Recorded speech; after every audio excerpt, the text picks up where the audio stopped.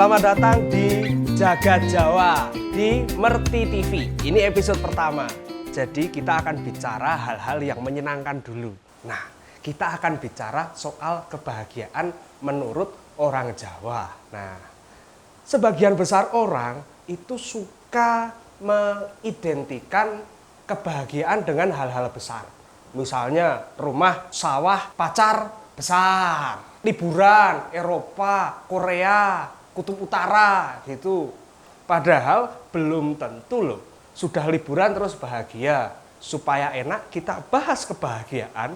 Menurut orang Jawa, saya panggilkan Mas Budi Sarwono.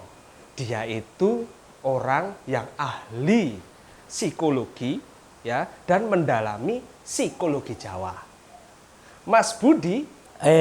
Mas Wisnu, apa Monggo. kabar Mas Wisnu? Kita jaga jarak loh Pak. Ya, jaga jarak. Corona Pak, corona. Don pakai masker. Enggak apa-apa, kan tetap masih jaga jarak. Saya tuh mau tanya, sebelum soal kebahagiaan. Ya. Psikologi Jawa itu apa toh Mas? Nah, psikologi Jawa itu sebetulnya sekarang belum jadi ya. Belum jadi karena kita itu kan selalu kalau belajar psikologi itu selalu bicara soal Freud, Adler, Jung, dan itu orang antah berantah dari Eropa dan dari Amerika sana. Nah, apakah yang mempelajari kejiwaan itu hanya orang-orang sana? Kan tidak.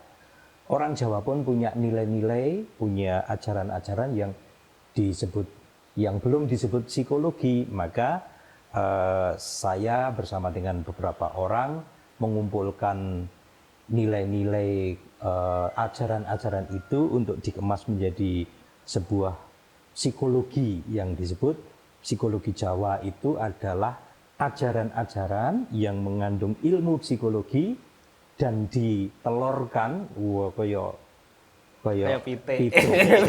oleh orang-orang Jawa, sehingga nilai-nilainya, value-nya itu ya nilai-nilai kejawaan. Kira-kira seperti itu.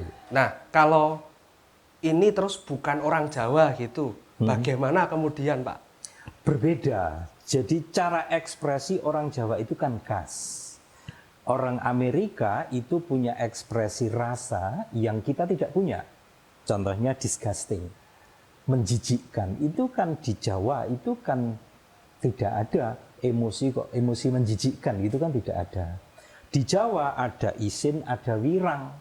Saya tidak tahu apakah di Amerika ada wirang apa tidak. Tetapi dari kamus-kamus bahasa Inggris saya tidak menemukan rumusan yang dekat dengan rasa wirang itu. Maka untuk orang-orang non-Jawa ya pasti ini agak berbeda karena ekspresi psikologis orang Jawa dengan orang Batak misalnya itu kan berbeda. Tetapi kalau di Jawa ditemukan value-value itu dikumpul-kumpulkan, di Batak dikumpul-kumpulkan, di Papua dikumpul-kumpulkan, nanti menjadi psikologi Nusantara. Tapi kalau bahagia itu kan ketoknya semua punya. Ya. Jadi aman ya? Kalau bahagia itu soal bagaimana cara mencapainya saja yang berbeda dari satu budaya ke budaya yang lain. Oke. Jadi kira-kira masih aman ya Pak? Bukan orang Jawa, tapi tetap bisa atau bahagia cara orang Jawa gitu? Bisa. Mudah-mudahan nilai-nilai yang dipertahankan oleh orang Jawa ini mempunyai sifat-sifat universal juga. Selanjutnya nih Pak. Ya. Bahagia menurut psikologi Jawa itu terus gimana itu Pak? Nah, bahagia menurut psikologinya orang Jawa itu saya minta kepada teman-teman, kepada Anda dan teman-teman semua untuk membayangkan sebuah kubus. Kubus itu segi 6. Ada 6 sisi. Kubus itu ada 6 sisi, ada atas bawah, ada kiri kanan, ada depan belakang. Nah, bahagia itu apa? Bayangkan bahwa bahagia itu adalah orang yang melayang-layang di tengah-tengah kubus itu. Bagaimana melayang di tengah-tengah kubus itu? Artinya jangan terlalu ke depan. Depan dan belakang itu timeline-nya manusia. Semua orang punya timeline, punya masa lalu dan punya masa depan kan? Dan tentu saja punya sekarang yang di center ini, yang menjadi pancer ini kan. Orang Jawa sering mengatakan empat kiblat papat lima pancer. Nah, ini kita bicara soal pancer. Orang yang tidak berada di dalam pancer itu terlalu ke depan. Terlalu ke depan itu dalam timeline dia hidup di masa yang akan datang. Masa yang akan datang itu mengandung ketakutan-ketakutan, mengandung kecemasan-kecemasan, mengandung sesuatu yang sangat menakutkan gitu. Nah, kalau dia dikorupsi, artinya kejadiannya belum terjadi tetapi perasaannya sudah dikorupsi dulu, dirasakan dulu, itu namanya tidak bahagia. Kalau orang terlalu ke belakang bagaimana? Belakang itu masa lalu, sejarah. Di dalam sejarah masa lalu kita juga mempunyai perasaan-perasaan tertentu. Nah, rasa takut yang berada di masa lalu itu adalah rasa dendam, rasa marah, itu ada di sana. Kecewa, kemudian Pak. Mantan, Pak. Kemudian di atas. Kalau manusia terlalu di atas, itu disebut sombong atau pambegan dalam bahasa Jawa. Dia menganggap orang lain itu di bawahnya. Itu juga tidak bahagia. Jangan dianggap bahwa kesombongan itu orang yang bisa sombong itu bahagia. Tidak. Kalau dia ada di bawah, itu namanya rendah diri. Rendah diri, merasa kecil, itu juga tidak bahagia.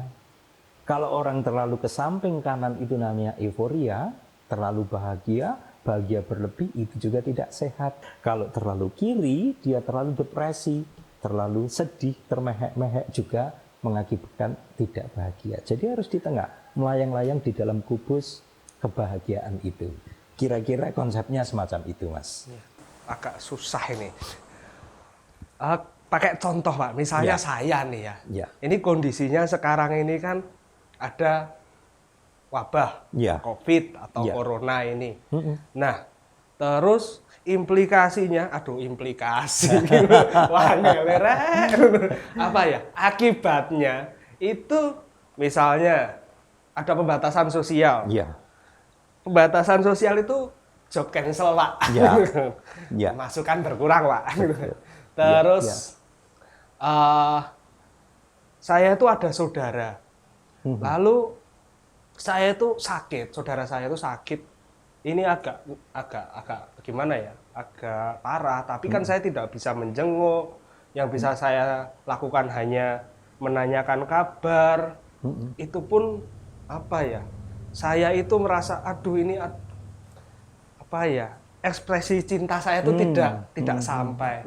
Menurut saya tidak sampai.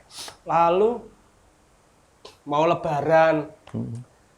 Aduh, tadi penghasilan berkurang mau lebaran. Terus saya harus menunda bertemu dengan orang tua padahal saya kangen sekali. Orang tua juga demikian. Itu banyak hal yang itu kan mengancam kebahagiaan saya toh, Pak. Saya harus ngapain, Pak? Nah, begini, ini sudah lebaran belum? Belum, Pak. Belum ya, ini masih puasa ya. Ya sudah, hidup di bulan puasa dulu. Jadi jangan kemudian ketakutan atau persoalan-persoalan lebaran itu dibawa ke sekarang. Itu mengkhianati kesekarangan kita. Jadi saudara sakit, itu realnya Anda sekarang ada di mana? Realnya ada di sini, sedang apa? Sedang siaran, gitu kan? Ya sudah, nikmati siaran ini, gitu. Jangan kemudian pikirannya ke sana, mikirin yang itu namanya mengingkari kedisinian saya.